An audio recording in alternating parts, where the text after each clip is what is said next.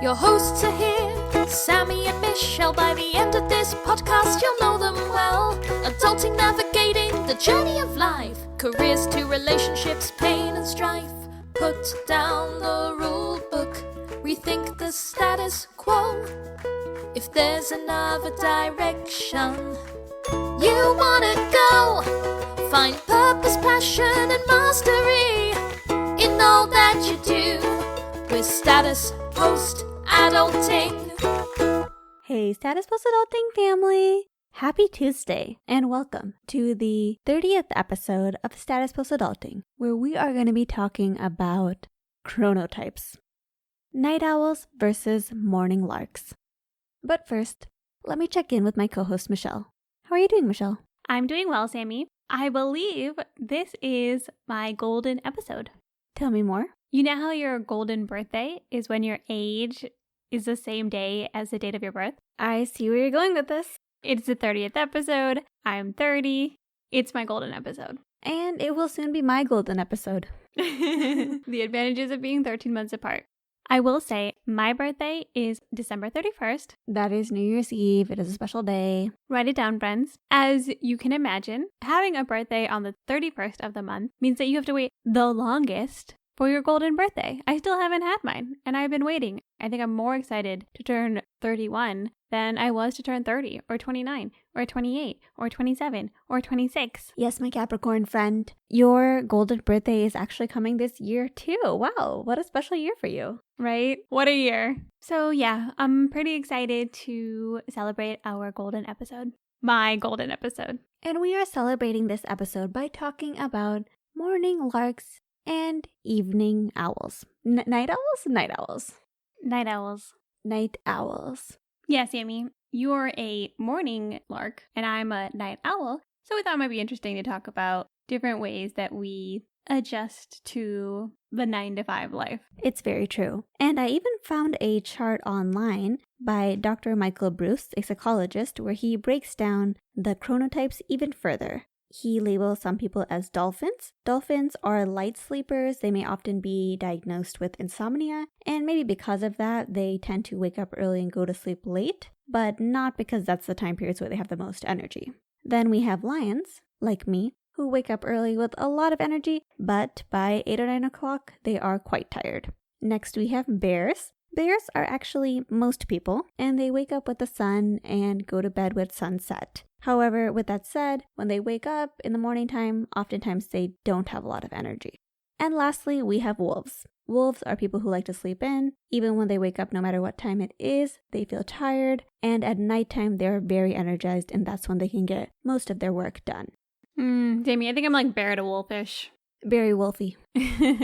I will say that no matter what time I wake up, I'm never happy about it. I'm never energized, and it always takes me some time to get into the flow of things. Versus Sammie wakes up, 2 eyes open, ready to go, no problem. It's very much true. I didn't really realize that I was abnormal in my morning personness until maybe the earliest high school, where I remember we had like an orchestra camp and I was definitely the first person awake. I had a full face of makeup on. I was very alert, while all my classmates were very much groggy. This has carried on over throughout my whole life, and now I know that I have to be less annoying in the morning time because other people are not on the same level.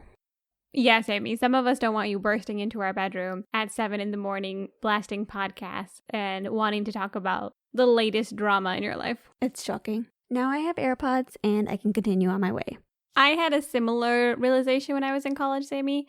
One, I was always the type of person who would pull all-nighters and basically become a vampire during my finals week. But my freshman year, I took a class where the professor was known to be really into sleep study. And I ended up doing this experiment, and I realized that out of 400 people, I was in the 1 percentile for quality of sleep. As in, I literally had the bottom worst quality of sleep. And that was an eye-opener for me. That made me realize I should be a little bit more conscientious about my sleep schedule. That's really concerning to me. Which I will say that I think no matter what your chronotype is, getting enough sleep is the most important thing. Yeah, Michelle, that's definitely true. Most people require eight and a half-ish hours of sleep, and that's an average. Some people, like me, require more. So definitely getting the right amount of sleep is going to be the key to making sure you have enough energy when you're awake. With that said, as a morning person, though I may be filled with energy in the morning time, I am 100% grouchy in the evening time. If it's time to go to bed, I'm pretty much very irritable. Unpleasant? Unpleasant. Like, I definitely can't think very well at that time. And if anybody does anything like suggesting that after we all go out, how about we go eat food at a restaurant, I'm going to want to slightly murder them. Because I don't want to do that. I want to go to bed and I want to be in my cozy bed sleeping. Which ironically, with how similar we are, I'm the exact opposite. I have peak creativity at nighttime. I have tons of energy, and I'm always down to go on to the next thing. As I've gotten older, I do prefer to sleep before midnight, but I have always been energized at nighttime. With that said, I think knowing your chronotype is super important to structuring your day and when you're going to go to sleep. Interestingly enough, I actually work from 11 a.m. to 8 p.m. 8 p.m. is getting quite close to my bedtime. But I prefer this schedule because I can wake up super early in the morning and then all that morning time is mine. I can do whatever I want, whether it's exercise, meditate, journal, or catch up on extra work. I'm able to do things and I have a lot of energy. Versus when I worked from 8 to 5, yes, I would be very productive at work, but I would come home and be tired and not very useful in the evening time. I totally agree with that, Sammie. Last year, I read The 5 a.m. Club by Robin Sharma, and I was so motivated. I was inspired, and I thought, this is such a good idea. You see all those videos of people who have these amazing early morning routines, and I thought, I need to adjust my life to fit this schedule. And I did it relatively consistently for about a month or two, but I just found that even when I woke up early, my headspace wasn't the same. I'm sure other people won't agree with this, but for me, I realized that it's just better for me to sleep a little bit longer and not force myself to wake up early because I'm not necessarily somebody who, when I have that time block between 5 and 7, using it in any crazy productive way. Yeah, Michelle. Additionally, I think if you really want to optimize your chronotype, it's kind of also good to live in a place that matches your chronotype. For example, for me, I love to be in places where the sunrise is super early. Like you see the sun come out of the sky and it's like 5:45. I'm a happy camper in that situation. On the other hand, we were flying through London and it was almost 8 o'clock and I looked outside and it looked like it was nighttime. I personally thought to myself, I could never live here because it is darkness and I could never live here. And I live in a cave. I do agree with that, Sammie. For me, for 5 years, I worked about an hour away from my work. And so I used to wake up at 6 a.m., catch the train. And one thing I would do to adjust is I would literally wake up at the very last possible moment I could, do as little as possible, and go and run and catch the train.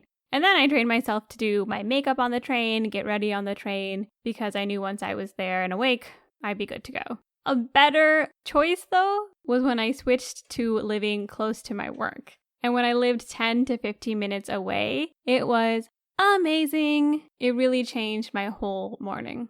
That's a great way to maximize your chronotype, Michelle. Interestingly, there are studies that show that morning larks versus night owls have certain characteristics.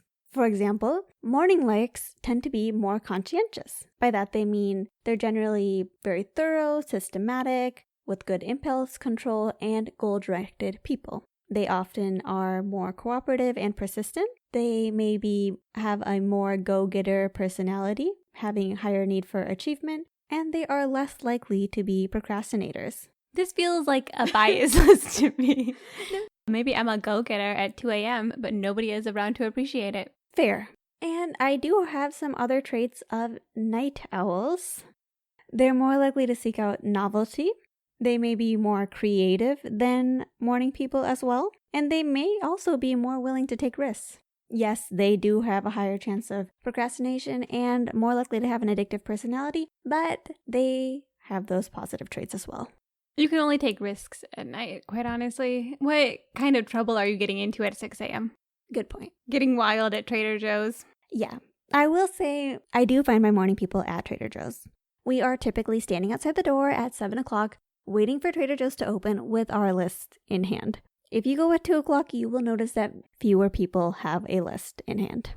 I believe that to be true, Sammie. I'm not a big night shopper since I don't like to be in large parking lots at night. So I do agree that I tend to see more diligent people, it seems like, when I go early in the morning. I do try to adjust my lifestyle to both work with being a night person, but also being able to function properly in society. For example, I really like taking fitness classes, but there usually are not any open at like 10 p.m. But having something on my schedule at like 6 or 7 a.m. makes it so that I will force myself to wake up, get myself there, even though I'm tired and I'm not thrilled to be there. By the end of the class, I feel really energized and happy that I did that. And then I have my full day to me. So that's always really nice. That's a good one, Michelle. I did see that for Larks, they should actually exercise in the late afternoon to bring in their energy. And though I usually don't do that and I exercise in the morning time, which just makes me even crazier in the morning, I have found that sometimes, like if I jump rope at work or something, I do have more energy for that second half of the shift. Yeah, Sammie, it is sort of the difference between forcing yourself to go somewhere and like gaining energy versus if I go after work, I'm usually pumped and ready to burn off the workday. Plus, one time I woke up late for my 6 a.m. class at SoulCycle and I popped out of bed. I got ready in like 2 seconds. We used to live right next door to the class and I rushed out. I got to the class. I go to open the door and it was locked because I was not late. I didn't realize that the class was at 7 a.m. So I will say that in the morning, sometimes all the lights aren't on yet for me. No, that's definitely true. And I am 100% more likely to do a poor job on anything that I do after 8:30 p.m. That's a good point, Sammie, because for me, one thing I realized is while I can hold meetings and do stuff with my coworkers in the morning without too much of an issue once I'm at work, I have found that sometimes I'll save creative projects for later in the night because I'll just have so much more energy at that time and I'll be able to see things and think about things that for some reason are not accessible to me in the morning. And a nice little trick I have is that I just delay my emails to send in the morning so everybody thinks I'm awake emailing people at 8 a.m. when in reality I had set that all up at 9 p.m. I had no idea you could do that. And instantly you brought up a great point, which is just because your optimal hours may be in the morning or in the evening does not mean that that should also be your work hours. Sometimes the type of work that we do at work actually doesn't necessarily require all of our creative energy versus things like coming up with ideas, planning our future, journaling. Those might require more creativity and may be better to do during our optimal hours. Another helpful tip I found more recently is making friends with the same chronotype. So true. In the past, I was just friends with whoever I would get along with, which is great. However, a lot of times my friends would be like, let's grab drinks in the evening or let's go to dinner in the evening. And they're plotting all these things that I can tell are going to end around or after 9 o'clock. And in my head, I'm like, that's just not going to work. But I would do it. Now, I don't mess around. I try to find friends who are also morning people, and it's great because you can do things like go on a morning hike together or get breakfast, and you're both on the same page. Which is great, Sammie, because unfortunately we do have different peak schedules, and so it's nice if you can find somebody else to hang out with you at 7 a.m. That being said, it's really helpful for us to know that we do perform optimally at different times. Or more so, we perform very poorly at other times. When we prepare things like our podcast, we tend to work together in the middle of the day because one of us is either unpleasant in the morning or unpleasant in the evening. So knowing that about ourselves, we just coordinate our schedule to take advantage of that. Yeah, Michelle, I think it's really helpful to know what chronotype your partner is, or business partner / sister in this case, because that will really help you both optimize on your schedules. Like sometimes we'll start working and then you'll notice that it's like 8:30 and I'm starting to become a little grouchy. And you'll be like, you know what, we'll start this again tomorrow. Because the truth is, neither of us work well when we have to work during our not optimal times. Exactly, Sammie. I want to highlight too that it is helpful to know not just whether or not you're a morning person or a night person, but also to know how your energy might ebb and flow throughout the day. I recently tried to track my energy, and I really saw that for me, my energy tends to go up and down depending on how the day goes, and I'm particularly tired after I eat. So it's helpful for me to just try not to have any big projects after I have a meal, and that makes a huge difference for me. Michelle's energy tracking spreadsheet/graph was so interesting because it will literally dip every time after she eats, and just knowing that makes us know what time she should and shouldn't eat. Exactly, Sammie. And probably that I should get my blood sugar checked. Maybe stop eating such carbohydrate-filled meals, but it's definitely something I want to try out as well. I'll add too, Sammie, that there are other things that can disturb your sleep. Some people can't have caffeine past a certain time of day. For me, my menstrual cycle can really affect how tired I feel throughout the day. So I think it's good to just try to pay attention and see if there are certain patterns or certain disruptors that change your usual energy level.